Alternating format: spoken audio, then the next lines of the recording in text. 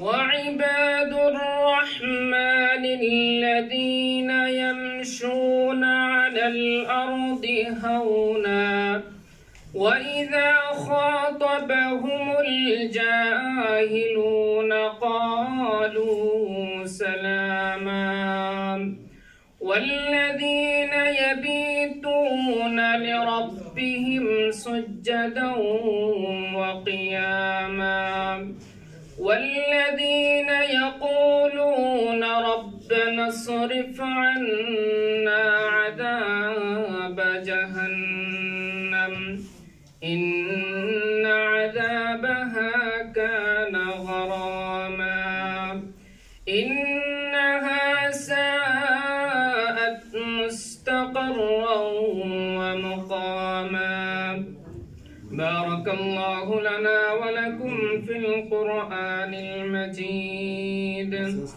ونفعنا وإياكم بالآيات والذكر الحكيم صلى الله على سيدنا ومولانا محمد وعلى آله وأصحابه وسلم صلى الله على سيدنا ومولانا محمد وعلى آله وأصحابه وسلم محترم حاضرين আল্লাহ পাকের অসংখ্য গণিত শুকর যে মহান মাওলা আমাদেরকে একটি দ্বীনি মজলিসের মধ্যে বসার তৌফিক দান করেছেন তাই আমরা আমাদের অন্তরস্থল থেকে শুকরিয়া জ্ঞাপন আলহামদুলিল্লাহ আলহামদুলিল্লাহ আজকের রাত অনেক মুবারক একটি রাত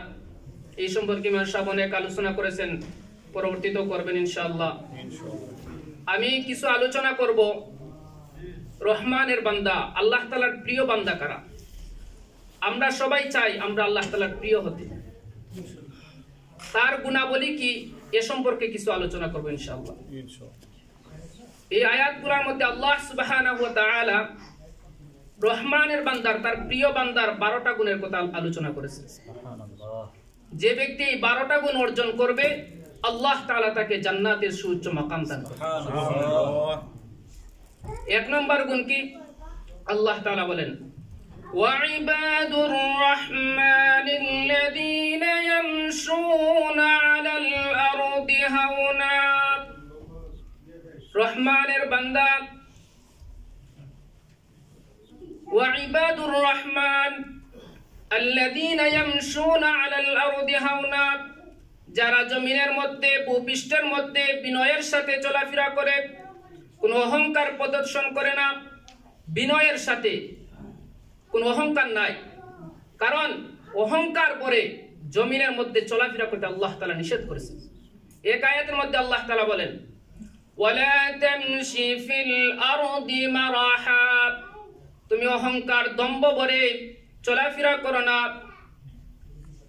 ইন্নাকা লান তাখরিকাল আরদা ওয়া লান তাবলুগাল জিবালা তুলা কারণ তুমি এই ভূপৃষ্ঠকে বিদীর্ণ করতে পারবে না এবং পাহাড় পর্বত সমান পৌঁছতেও পারবে না অন্য আয়াতের মধ্যে আল্লাহ তাআলা বলেন ওয়ালা তামশি ফিল আরদি মারাহা দম্ভ ভরে অহংকার করে তুমি অহংকার প্রদর্শন করে তুমি চলাফেরা করো না ইন্নাল্লাহা লা ইউহিব্বু কুল্লা মুখতালিন ফখুর নিশ্চয় আল্লাহ তাআলা কোন দাম্ভিক অহংকারীকে আল্লাহ তাআলা পছন্দ করেন না তাহলে বুঝলাম কি আমরা অহংকার করে চলাফেরা নয় বিনয়ের সাথে কারণ হাদিসের মধ্যে আসছে লা ইয়াদখুলুল জান্নাতা মান কানা ফি কলবিহি মিসকালু যাররাতিন মিন কিবির যার অন্তরে সরিষার দানা পরিমাণ যদি অহংকার থাকে সে জান্নাতে প্রবেশ করতে পারবে এইজন্য আমাদের উচিত আমরা বিনয়ের সাথে চলাফেরা করা বিনয়ের সাথে চলাফেরা করলে লাভ কি মান তাওয়াদা লিল্লাহ রাফাআহুল্লাহ যে বিনয়ী হয় আল্লাহ তাআলা তার মর্যাদা বৃদ্ধি করে।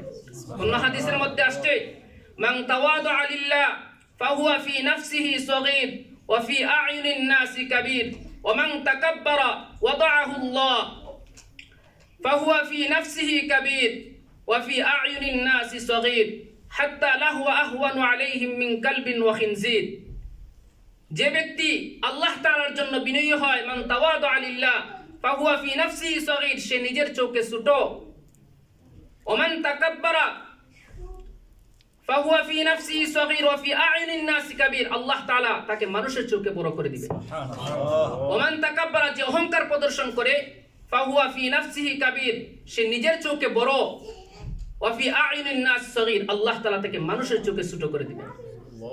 এমনকি হাত্তা লাহু আহওয়ানু আলাইহিম মিন কালবিন ওয়া খিনজির, এক পর্যায়ে শূকর কুকুরের চেয়ে আর নিকৃষ্ট করে দিবেন। আমরা যদি ইতিহাস দেখি, যারাই এই ভূপৃষ্ঠের মধ্যে অহংকার প্রদর্শন করেছিল তাদের অবস্থা কি দেখেন। নমরুদ, আবু জেহেল কত বড় অহংকারী ছিল, আজকে তাদের নাম মানুষের নিতে ঘৃণা করে। আল্লাহর হাদিসের মধ্যে কি আসছে, শূকর কুকুরের চেয়ে আর নিকৃষ্ট করে দিবেন। আমরা দেখি যাদের হাতে ক্ষমতা থাকে তারা অনেক জুলুম নির্যাতন করে, এক পর্যায়ে তারা আল্লাহ তাআলা একবারে নিকৃষ্ট করে দেন জাতির কাছে। এই জন্য অহংকার প্রদর্শন নয়, বিনয়ের সাথে জীবন চালান। কারণ নবী আলাইহিস সালাতু ওয়াস সালামের কিভাবে হাঁটতেন, হাদিসের মধ্যে আসছে কাআন্নামা ইয়ানহাত্তু মিন সাওয়াবিন, যেমন ঢালভূমিতে তিনি অবতরণ করতেছেন। কি বিনয় ছিল চলাফেরার মধ্যে। এই জন্য আমাদের চলাফেরা হতে হবে বিনয়ের সাথে। তো এক নম্বর গুণ কি পাইলাম, যে জমিনের মধ্যে আমরা বিনয়ের সাথে চলাফেরা করব।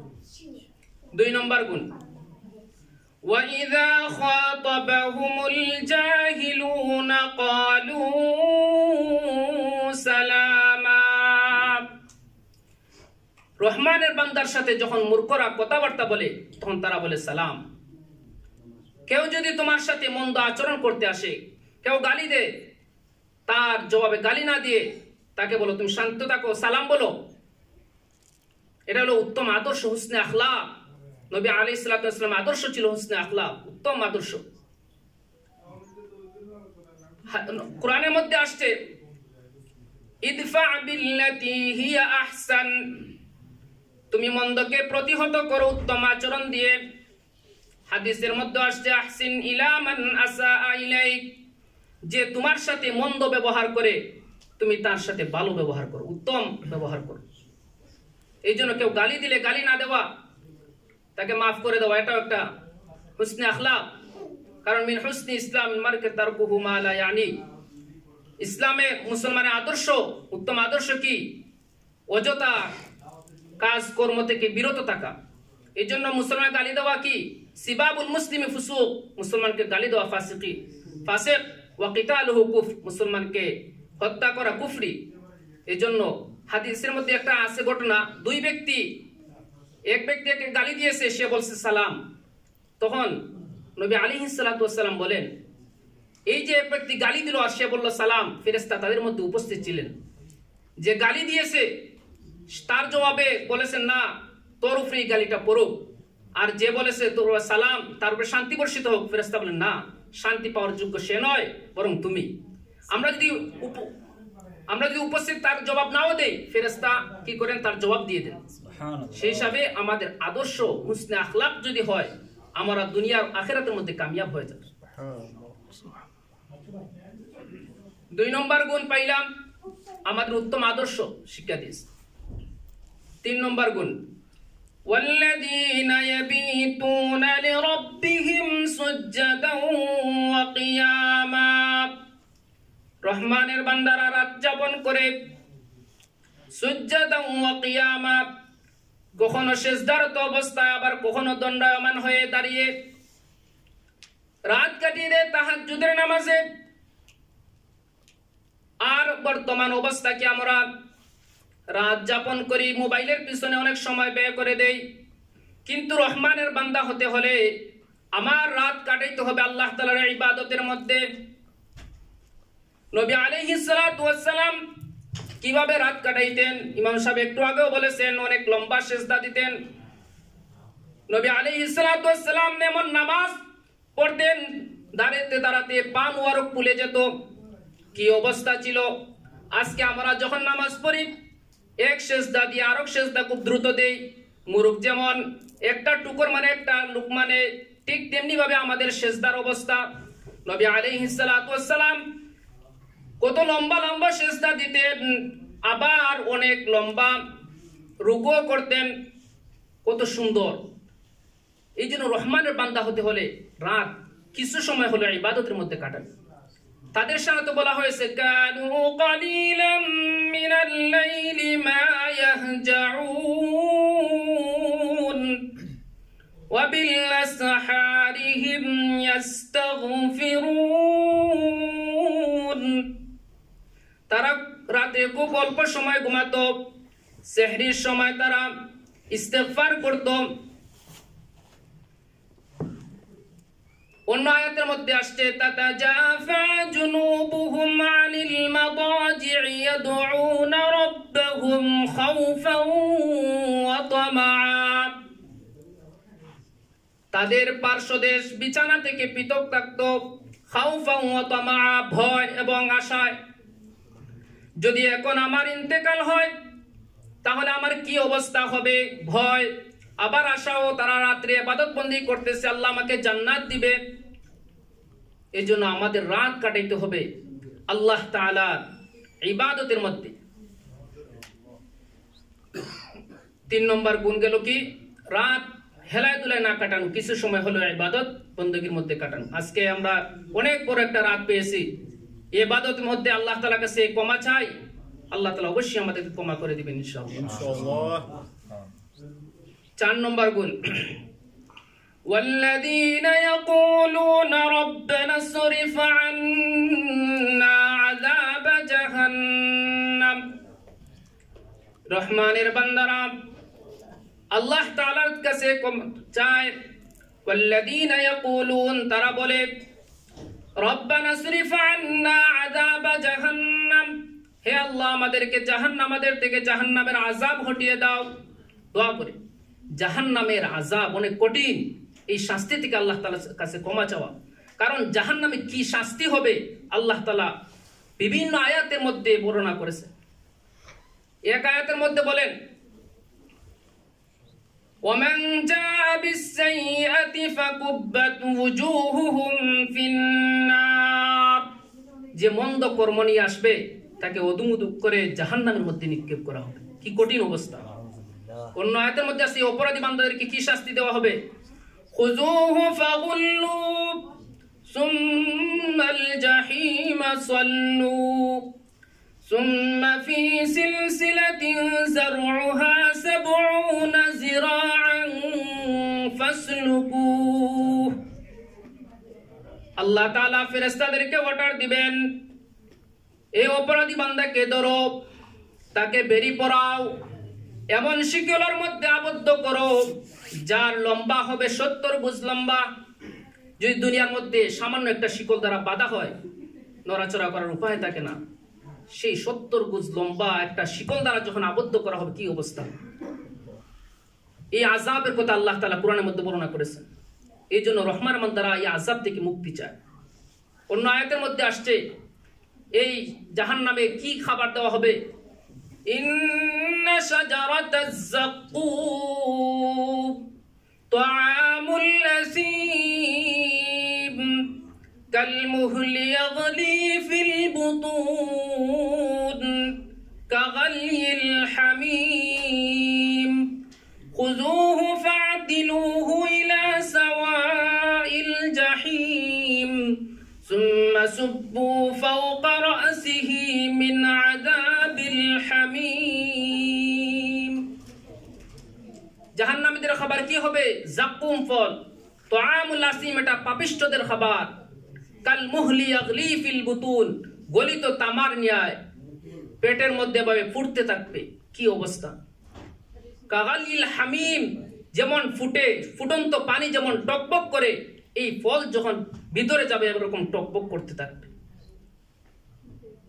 কাগালিল হামিম, এরপরও শেষ নয়, আল্লাহ তাআলা ফেরেশতাদের অর্ডার দিবেন, খুযুহু ফা'দিলুহু ইলা সাওয়াইল জাহিম তারে ধরো, জাহান্নামের মধ্যখানে নিয়ে যাও, টেনে হেঁচড়ে।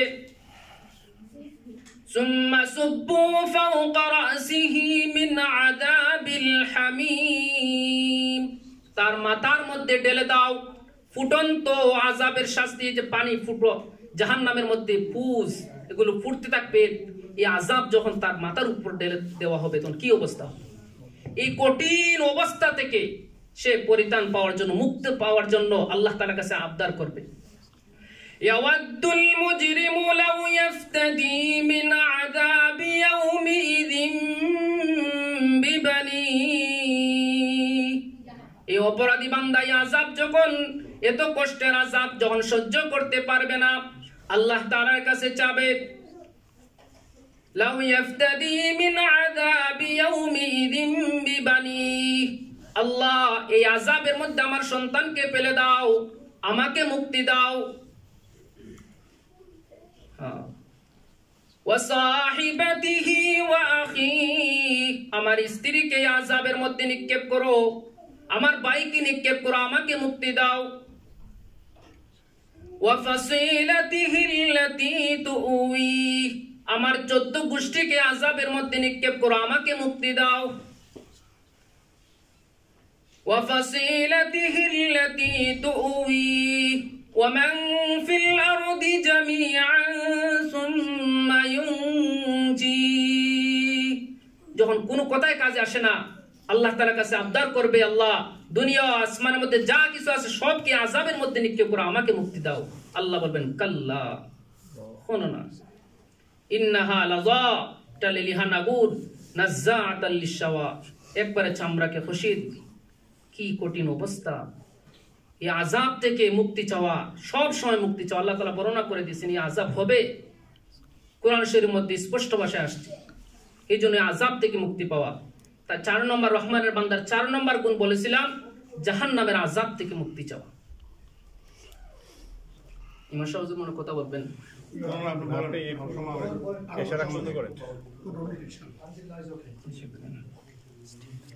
এই জাহান্নামের আযাব থেকে মুক্তি চাওয়া। 5 নম্বর গুণ, والذين إذا أنفقوا لم يسرفوا ولم يقتروا وكان بين ذلك قواما, রহমানের বান্দারা যখন ব্যয় করে তখন অপচয় করে না, ওয়ালাম ইয়াকতুরু, এবং কৃপণতাও করে না, ওয়া কানা বাইনা যালিকা কাওয়াম, মধ্যম পন্থা অবলম্বন করে। তাই এই জায়গার মধ্যে বিভিন্ন জিনিস আমাদের বুঝে আসে। আমরা ব্যয় যখন করব, আমরা চিন্তা ফিকির করব, আমার এই টাকাটা কোনো হারাম কাজে ব্যয় হচ্ছে কিনা, আমার এই টাকাটা কোনো ভালো কাজে ব্যয় হচ্ছে কিনা, চিন্তা ফিকির করতে হবে। যদি হারাম কাজে ব্যয় হয় এটা অপচয়, আর আমার টাকাটা যদি দিনের খেদমতে, যদি দিনের কাজে যদি ব্যবহৃত হয়, তখন আমি পাইলাম কি, দুনিয়া তো পাবো ভালো অবস্থান, আখিরাতের মধ্যে ভালো অবস্থান পাবো। সুবহানাল্লাহ। এই জন্য আমার যখন ব্যয় করবো আমার চিন্তা ফিকির করতে হবে, আমি যে ব্যয় করছি এটা কি আমার অন্যায় কাজে হচ্ছে নাকি দিনের কাজে হচ্ছে। সবসময় যদি চিন্তা ফিকির করি তাহলে আমার ফায়দা হবে কি, দুনিয়ার জীবন উজ্জ্বল হবে, আখিরাতের জীবন উজ্জ্বল হবে। এই জন্য আমরা এই জিনিস চিন্তা ফিকির করে আমাদের জীবন পরিচালনা করতে হবে। আবার আমার যখন ব্যয় করব তখন কৃপণতাও করা যাবে না, কারণ আমার ফ্যামিলির যখন আমি যে খরচ করি, আমার সন্তান সবার ক্ষেত্রে এটা সদকা হবে, সেক্ষেত্রে আবার কৃপণতাও করা যাবে না। আবার এক সময় সব কিছু আমি দিয়ে দিলাম, এটাও নয়, বরং মধ্যম পন্থা। আব্দুল্লাহ ইবনে মাসউদ রাদিয়াল্লাহু তাআলা আনহু বর্ণিত আছে, তিনি বলেন, যে ব্যক্তি মধ্যম পন্থা অবলম্বন করে সে জীবনে দারিদ্র হবে না। এই জন্য আমরা মধ্যম পন্থা অবলম্বন করবো ইনশাআল্লাহ। এটা হলো 5 নম্বর গুণ। 6 নম্বর গুণ, والذين لا يدعون مع الله إلها آخر, রহমানের বান্দারা আল্লাহ তাআলার সাথে অন্য কাউকে ডাকে না, শিরিক করে না। ইন্না শিরকা লাযুলমুন আযীম, আমরা ডাকতে হলে কাকে ডাকবো? আল্লাহ তাআলাকে। যদি এর কাছে যদি আমরা অন্য কাউকে ডাকি, অমুক বাবা তমুক বাবার নামে ডাকি, তাহলে শিরিক হবে। ডাকবো কার? ইবাদত করবো কার? আল্লাহ তাআলার।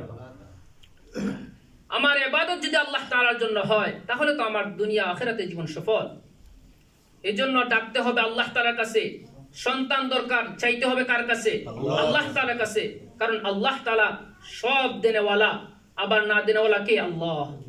এক আয়াতের মধ্যে বলেন, فَيَهَبُ لِمَن يَشَاءُ إِنَاثًا وَيَهَبُ لِمَن يَشَاءُ الذُّكُورَ أَوْ يُزَوِّجُهُمْ ذُكْرَانًا وَإِنَاثًا وَيَخْلُقُ مَن يَشَاءُ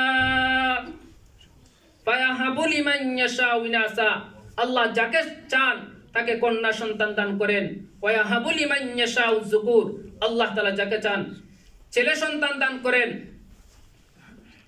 আও ইযাওয়িজুহুম যুকরানা ওয়া ইনাসা, আবার কাউকে উভয়টাই দান করেন, ছেলে সন্তানও দান করেন, মেয়ে সন্তানও দান করেন। ওয়ায়াজআলু মান ইয়াশাউ আকিমা, আবার কাউকে বন্ধা করে রাখেন। এটা কার কাজ? আল্লাহ তাআলার কাজ। চাই অনেক মানুষ কি করে, যখন সন্তান পায় না অমুক মাজারে তমুক মাজারে দৌড়াদৌড়ি করে, কিন্তু এটা না, চাইবো কার কাছে? আল্লাহ তাআলার কাছে চাইতে হবে। তাহলে রহমানের বান্দার গুণ কি? আল্লাহ তাআলার সাথে কাউকে ডাকে না, বরং সব সময় আল্লাহ তাআলাকেই ডাকে। والذين لا يدعون مع الله إلها آخر, অন্য আয়াতের মধ্যে বলেছেন, ফালা তাজআলু লিল্লাহি আনদাদা ওয়া আনতুম তা'লামুন, তোমরা আল্লাহ তাআলার সাথে কাউকে সমকক্ষ করিও না জেনে শুনে। এইজন্য আল্লাহ তাআলার সাথে কাউকে কি করা যাবে না? সমকক্ষ করা যাবে না। আল্লাহ তাআলা কি আমরা ডাকবো, বিপদে আমার সব সময় আল্লাহ তাআলা কি ডাকবো। ওয়ালা ইয়াকতুলুনা আন-নাফস আল্লাতী হারামাল্লাহু ইল্লা বিল হক, আরেকটা গুণ হলো রহমানের বান্দারা কাউকে হত্যা করে না। আল্লাহ যার হত্যা হারাম করেছেন কোন ন্যায়সঙ্গত কোনো কারণ ছাড়া কাউকে হত্যা করে না। এই গুণ অনেক বড় একটা গুণ। কারণ মানুষ অনেক সময় মনের হিংসা, মনের ক্রোধ থাকার কারণে অন্যকে হত্যা করে ফেলে। একটু চিন্তা করে না, আল্লাহ তাআলা নিষেধ করেছেন, একটু চিন্তা আসে না। কিয়ামতের সময় যখন বিচার কার্য শুরু হবে, প্রথম যে আল্লাহ তাআলার ইবাদতের মধ্য থেকে হকুল্লাহ, আল্লাহ তাআলার ইবাদতের মধ্য থেকে যে সর্বপ্রথম বিচার কার্য শুরু হবে, সেটা হলো কি? নামাজ। আর হকুল ইবাদ, আর বান্দার হকের ক্ষেত্রে যেটা শুরু হবে বিচার, সেটা হবে দম রক্তের বিচার, এই হত্যার বিচার হবে। এই জন্য আমাদের উচিত এইগুলো আমাদের শিক্ষা অর্জন করা। মানুষ জানে না, মনে হিংসা, আরেকজনের অর্ডার পেয়ে একজন অর্ডার সমকে হত্যা করো, মানুষ হত্যা করে ফেলে। একটু চিন্তা করেন আল্লাহ তাআলা আমাকে কি বলেছে, আল্লাহ তাআলা কি নিষেধ করেছেন, সেটা একটু চিন্তা করেন। এই জন্য অন্যকে কোনো কারণ ছাড়া কোনো হত্যা করা যাবে না। এটা রহমানের বান্দার গুণ। যেমনি ভাবে অন্যকে হত্যা করা যায় না, ঠিক তেমনি ভাবে নিজেকেও শেষ করা যাবে না। কারণ হাদিসের মধ্যে আসছে, মান কাতালা নাফসান বিশাইইন উযযিবা বিহি ইয়াউমাল কিয়ামা, যে ব্যক্তি কোন জিনিসের দ্বারা নিজেকে আত্মহত্যা করলো, ওই জিনিস দ্বারা কাল কিয়ামতের সময় তাকে শাস্তি দেওয়া হবে। কেউ যদি ফাঁসি লেগে তার জীবনকে শেষ করে দেয়, কিয়ামতের সময় সরাসরি দেখতো জাহান্নাম, আবার তাকে এই শাস্তিও দেওয়া হবে জাহান্নামে। তুমি যেভাবে নিজেকে শেষ করেছো, এভাবে তুমি এখন শেষ করতে থাকো। কেউ ছুরি দ্বারা নিজেকে শেষ করে দিল, তার হাতে ছুরি দেওয়া হবে, তুমি নিজেকে শেষ করো, শেষ করবে, আবার জীবিত করা হবে, আবার সে নিজে শেষ করবে। এই জন্য অন্যকে যেমন হত্যা করা যায় না, নিজেকেও শেষ করা যাবে না। এই শিক্ষা আমাদের অর্জন করতে হবে। আজ সমাজের মধ্যে এই শিক্ষা না থাকার কারণে মানুষ অন্যায়ভাবে গুম করে, অন্যায়ভাবে মানুষকে গুলি দিয়ে শেষ করে দেয়। আবার অনেক সময় নিজের একটা খারাপ হওয়ার কারণে সে নিজেকে শেষ করে দিচ্ছে, একটু চিন্তা নেই, ইসলামের শিক্ষা না থাকার কারণে। এই জন্য আমাদের উচিত ইসলামের শিক্ষা অর্জন করা। নিজে যেমন শিখবো, নিজের সন্তানদেরকেও এটা শিক্ষা দিতে হবে। যদি আমরা ইসলামের আদর্শ শিক্ষা না দেই, তাহলে আমার পরবর্তী যে প্রজন্ম আসবে, তারা কিন্তু ইসলাম পাবে না। এই জন্য ইসলামের আদর্শ শিক্ষা দিতে হবে। ওয়ালা ইয়াকতুলুনা আন-নাফসাল্লাতী হারামাল্লাহু ইল্লা বিল হক। আরেকটা গুণ হলো ওয়ালা ইয়াজনুন, রহমানের বান্দারা ব্যভিচার করে না। আল্লাহু আকবার। এইজন্য ব্যভিচারের কাছেও যাওয়া যাবে না, কারণ আল্লাহ তাআলা নিষেধ করেছেন ওয়ালা তাকরাবুজ জিনা ইন্নাহু কানা ফাহিশা। আমার যৌবনকে আমি হেফাজত করতে হবে। যৌবন কাল আল্লাহ তাআলার কাছে অনেক বড় একটা নিয়ামত, অনেক বড় একটা নিয়ামত। এক হাদিসের মধ্যে আসছে ইয়গতানিম খামসান ক্বাবলা খামস, পাঁচটা জিনিস আসার আগে পাঁচটা জিনিসকে গনিমত মনে করো। এর মধ্যে একটা হলো শাবাবাকা ক্বাবলা হারামিক, বার্ধক্য আসার আগে তোমার যৌবনের তুমি গনিমত মনে করো, কারণ এই যৌবনের হিসাব দিতে হবে। এই জন্য যৌবন কাল অনেক ইবাদত বন্দেগী করলে আল্লাহ তাআলার কাছে অনেক মকবুল হয়। আমাদের চক্ষুকে হেফাজত যদি আমরা করতে পারি তাহলে আমার যৌবন অনেকটাই আমার সেভ হয়ে যাবে। কারণ আমরা বর্তমানে এমন একটা দেশের মধ্যে আসছি চক্ষু হেফাজত করা অনেক কঠিন, তবু আমরা চেষ্টা করতে হবে। কারণ আল আইনান ইয়াজনিয়ান ওয়া জিনাহুমা আন-নাজর, কারণ চক্ষুর জিনা আছে যেটা আল্লাহ তাআলা নিষেধ করেছেন, চাওয়া যাবে না। এই জন্য আমার যৌবন কাল হেফাজত করা। এক হাদিসের মধ্যে আসছে আল্লাহ তাআলা কাল কিয়ামতের সময় আরশের ছায়ার তলে 7 শ্রেণীর মানুষকে স্থান দিবেন। এর মধ্যে একজন হলো রাজুল শাবুন নাশা ফি ইবাদাতিল্লাহ, ওই যুবক যে তার যৌবন কাল আল্লাহ তাআলার ইবাদতের মধ্যে কাটিয়েছে। সুবহানাল্লাহ। ওই ব্যক্তিকে আল্লাহ তাআলা কাল যখন কোনো ছায়া থাকবে না, হায় হায় কি অবস্থা, সূর্য মাথার উপরে আসবে, মানুষের গাম জোর জোর করে পড়তে থাকবে, কারো হাঁটু পানি হবে, কারো নিজের গামের মধ্যে সাঁতার কাটতে হবে, কি কঠিন একটা অবস্থা। এই অবস্থাতে আল্লাহ তাআলা কোথায় জায়গা দিবেন? আরশের ছায়ার তলে স্থান দিবেন। এর মধ্যে একটা কি, যে যৌবন কালকে হেফাজত করছে। এই জন্য যৌবন কালকে আমরা হেফাজত করতে হবে। আল্লাহু আকবার। আরেকটা গুণ হলো ওয়াল্লাযীনা লা ইয়াশহাদুনা আয-যুর, রহমানের বান্দারা কোন অপবাদ দেয় না, মিথ্যা সাক্ষ্য দেয় না। এটা একটা অনেক বড় একটা কাজ। আমাদের ইসলামের একটা সৌন্দর্য যে মিথ্যা না কথা না বলা, মিথ্যা সাক্ষ্য না দেওয়া, অপবাদ না দেওয়া। আজ আমাদের সমাজের অবস্থা কি? আমরা যখন দেখি ছোটখাটো একটা বিচারও যদি বসে, আমরা অনেক সময় মিথ্যা কথা বলি, মিথ্যা সাক্ষ্য দিই, অথচ এটা নিষেধ। এক হাদিসের মধ্যে আসছে নবী আলাইহিস সালাতু ওয়াস সালাম বলেন আলা উনাব্বিউকুম বিআকবারিল কাবাইর, আমি কি তোমাদেরকে সবচেয়ে বড় গুনাহ এটাকে বলবো? বলবো না? সাহাবা কেরাম বললেন হ্যাঁ অবশ্যই। কুল্লা বালা ইয়া রাসূলুল্লাহ। তো নবী আলাইহিস সালাতু ওয়াস সালাম বলেন আশরিকু বিল্লাহ ওয়া উকুকুল ওয়ালিদাইন, শিরিক করা, মাতা পিতার অবাধ্যতা করা। তো নবী আলাইহিস সালাতু ওয়াস সালাম 3 নম্বর কথা বলবেন।